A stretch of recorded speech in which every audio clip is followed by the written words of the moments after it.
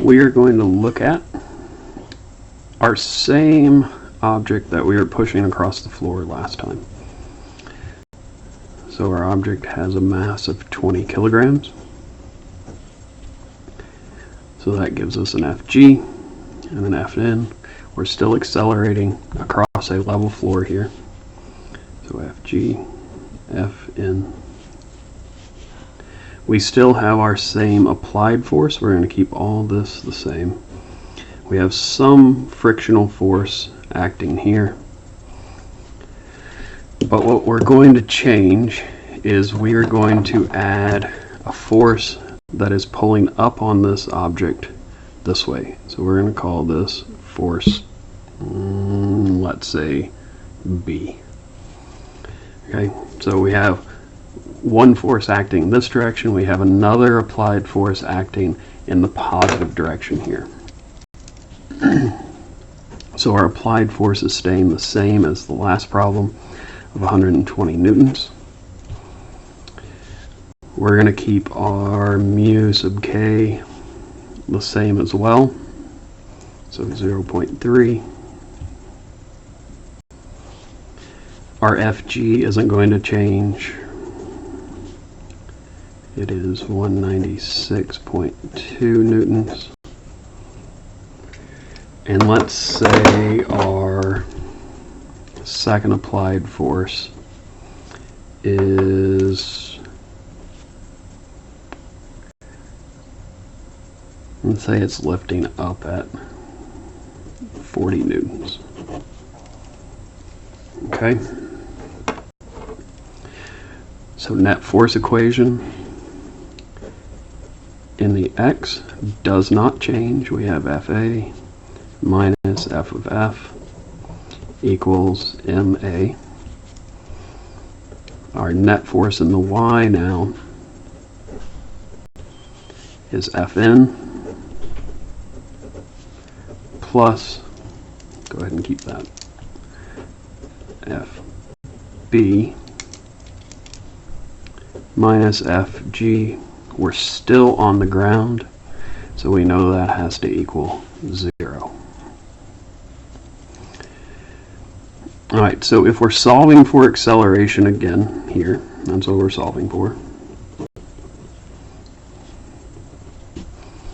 then we need to solve this x equation here. So once again, we know Fa, it's given to us. Our F of F, we don't know, but we have enough information to find it. So our F, force of friction, is our mu times Fn. We know this, we don't know this. We can solve it using the net force in the y. So Fn equals Fg minus that second applied force in the vertical.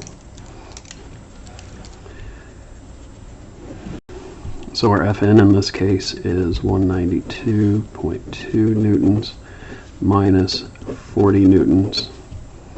That gives us a normal force of 152.2 newtons. So now our normal force is less than what the force of gravity is. So that's going to change our force of friction. It's going to make it less because this number is smaller now. And that makes sense because if something's pulling up on it, there's less interaction between the ground and the object because it's not pressing as hard into the ground this way, and so our normal force is less. So it's 0.3, our normal force 152.2 newtons. We get a frictional force of 45.66.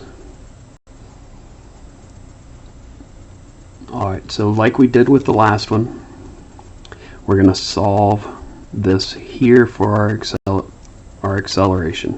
So two options: you can solve this side and get a value and then set that equal to ma, or you can solve your algebra here. I'll solve the algebra here on this one.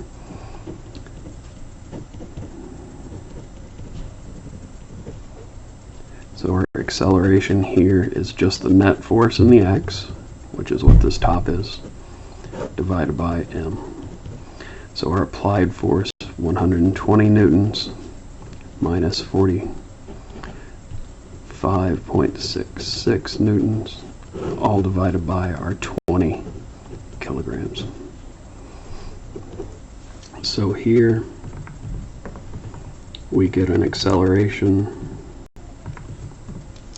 of 3.717 meters per second squared.